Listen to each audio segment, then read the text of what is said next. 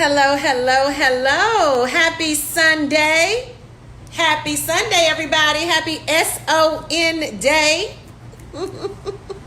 What's going on? Guys, it is time. You gotta like, share this. You're going to have to like it, share it, because we're gonna talk today. We're gonna get down to some real conversation today. This is the day. Oh yeah. This is it. So if you ever been wanting to get down to it, I know I've been getting some inboxes. People say, you missed last Sunday and all of this here. And I didn't miss last Sunday. I did a really brief one. I was at the airport last week. So we had a very, very brief conversation. Wasn't too juicy, wasn't too in-depth. Hey, what's going on? John and Ginger. Ginger did a banana pudding cheesecake off the chain. So if you guys want a banana pudding cheesecake, y'all got to hit G Cakes up because she did that. Hello, Mauricio. Libra is in the house. My fellow Libra sister. Hello, Janie and Brianna. That's my heart. Hey, beautiful Barbie. Yolanda, how are you? My sister. Like, share. Happy Sunday, everybody. We are talking today about love. Last night, I was so honored to be keynote speaker at our church Love Explosion. For the whole month of February, our church did every Sunday lessons on love. And so we had guest ministers out and the topics were so good. And so last night we ended the entire series about love with a Love Explosion gala. And it was grand. It was very grand. It was very awesome. My mother came in town from Dallas, Texas to join us at the Love Explosion. And guys, we had a conversation about love. And let me tell y'all something. It is so amazing to me that so many of us in adulthood, we are adults, still are searching and looking for the definition of love. We are still trying to figure this thing out. It doesn't matter how old you are. It doesn't matter your demographic, white, brown, red. It doesn't matter male or female, rich or poor. Everybody wants love. And everybody's trying to figure out how to get some.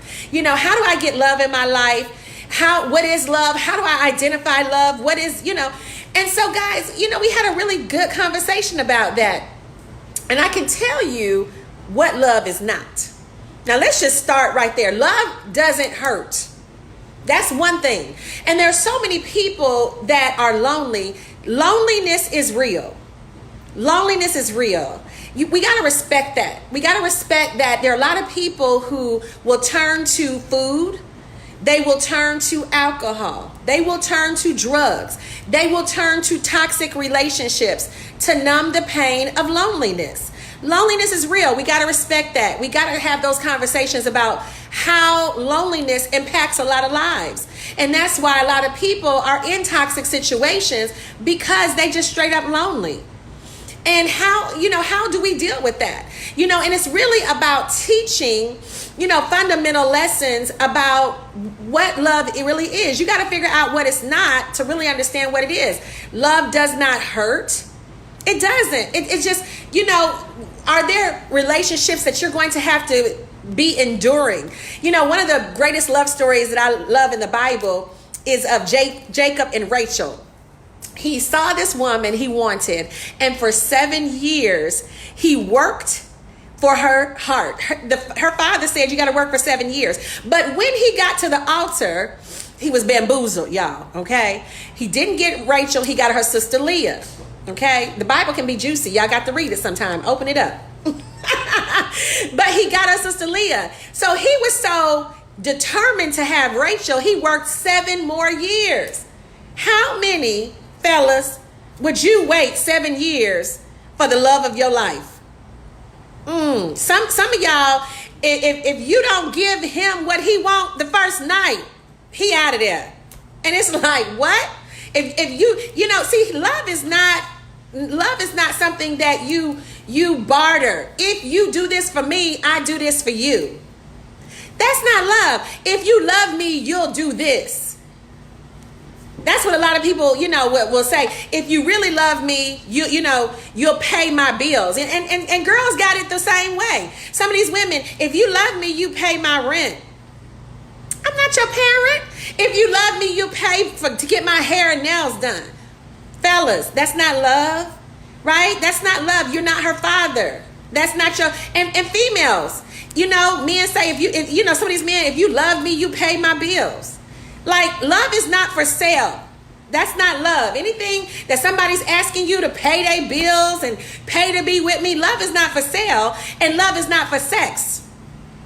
Love is not for sale, and love is not for sex. If you love me, you would, no, wait a minute.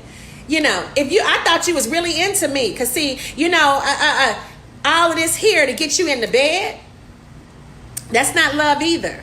I thought we felt the same way about each other. Oh no, I like you. You cool. We like each other. Don't let anybody guilt you into things that in your heart you just don't want to do, because they claim that that's a outpouring of love. If you do this for me, then that means, and don't get me wrong, love is an action word, but it should not feel uncomfortable to either party. See, when you love someone, you want to do it. It feels good to you to do. That's when you know you love somebody. All day long, somebody don't call you. The whole day, you ain't think to call me. Or the whole day, I didn't think to call you. And you start wondering, and a lot of my young sisters that I mentor, that I talk to, they'll say, well, Miss JP, he say he's busy, and he didn't text me. It's been a week. It's been a week? He didn't text you. He didn't call you. He didn't check on you. I don't understand that kind of love. I don't understand that kind of interest. And so when somebody loves you, when you leave their presence, generally did you make it to your destination safely? That kind of thing. Even my sorority sisters, my line sisters, we hung out this weekend. Are you okay? That's love, when you just check on people. But you go a whole day, a whole week, and I don't hear from you because you busy. A holiday come around, you not available. Ladies, you gotta think about that. Love is not suspicious. Love is not, there's not gaps and holes in love. Love is consistent. Love shows up. Love is there. Love means that you can count on me and I can count on you. That's what love is. Love is not, you always missing, but I'm the one who's giving, and you're the one taking. That's not love.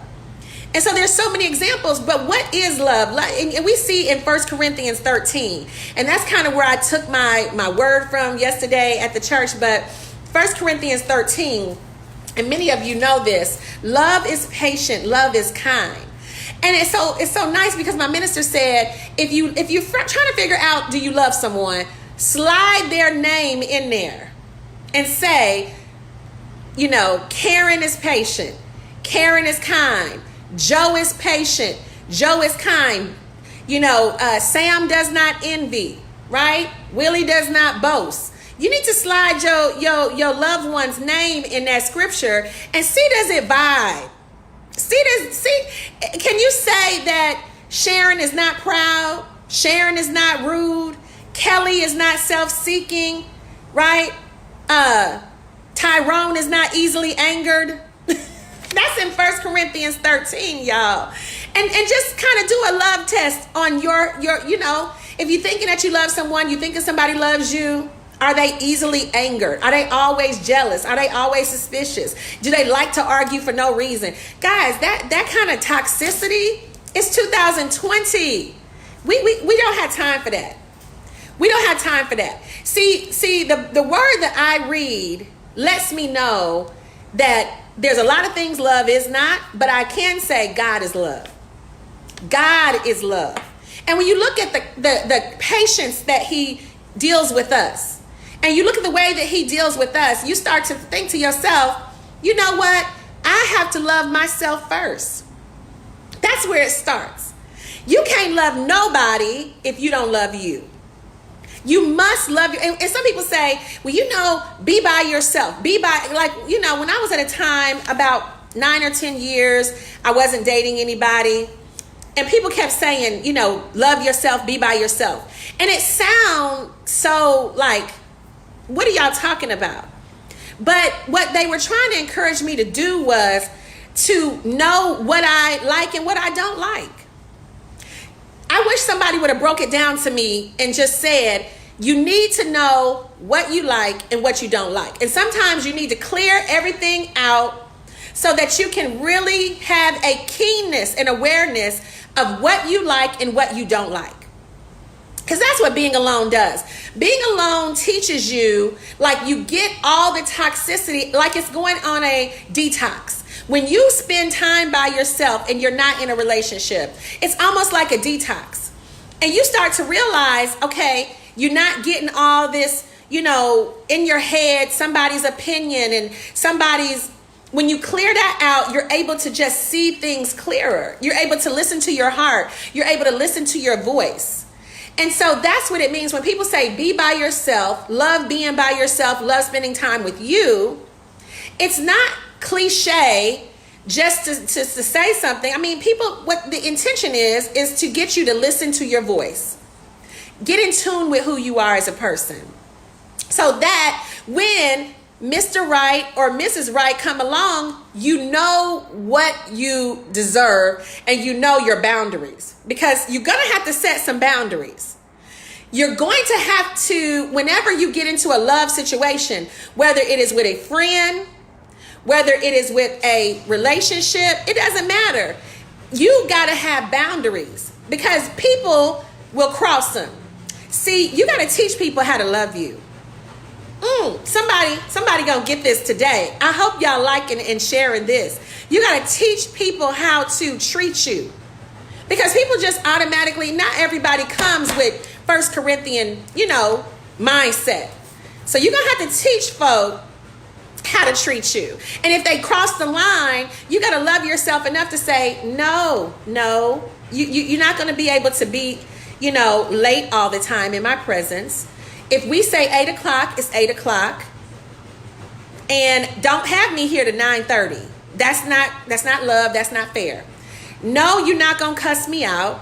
You're not going to talk to me like I'm crazy. You're not going to call me out of my name. That's not love. That's not going to happen. No, you're not going to put your hands on me.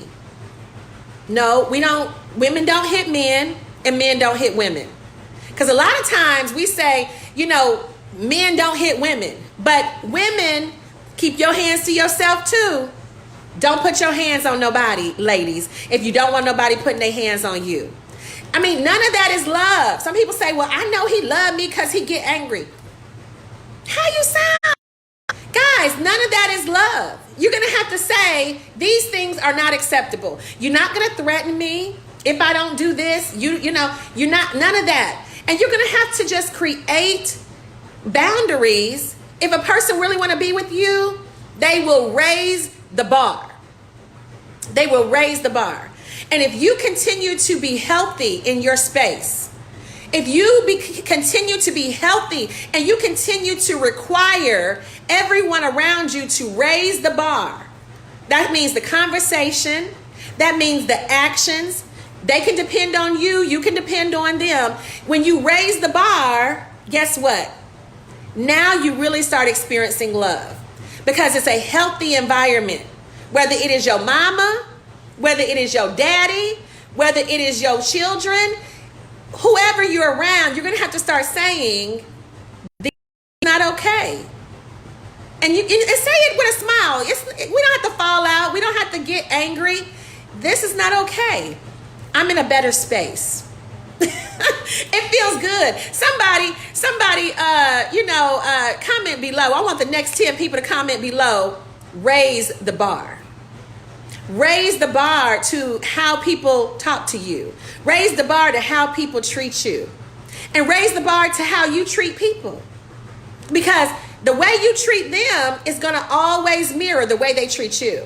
And if you're treating people with kindness, with respect, with love, with patience, with gratitude, but that's not what you get back, it's 2020, we cutting it. We cutting it. Because what we know is God is love.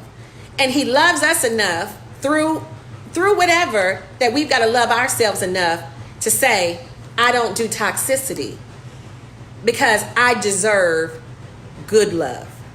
I deserve good love. That love that makes you feel good. You deserve that. We all deserve it. And if somebody's not giving you that good, healthy, cut it. Now, am I saying divorce your spouse? Don't you text me and inbox me, Miss Watkins, I divorced my husband. I didn't tell you that. You better go seek some counseling. I didn't tell you to divorce nobody. I said raise the bar. How somebody's talking to you, have a conversation. And if they don't get with the program, then guess what? There is a thing called I can separate myself. I can separate myself from any toxic situation. Any toxic situation. Because what I hate seeing is people who are mentally abused and people who are physically abused. My mentor told me years ago, he doesn't do abusive relationships. I'm always there for you, but you're never there for me. It's time out for abusive relationships. Everybody deserves love. Love is good. I mean, it's just awesome. But it has to be the right way. It has to be the right way. And in this day and time, you know, we live in a day and time that everybody's self-serving. It's all about self. Guys, when somebody loves you, they trying to outgive you. What kind of world would it be if you tried to outgive me and I tried to outgive you? You out with your best friend and y'all fighting for the check. You out with your parents and you fighting for the check. Because why? There's so much love and gratitude. As opposed to riding somebody and you always making everybody pay. Why don't you pay sometime?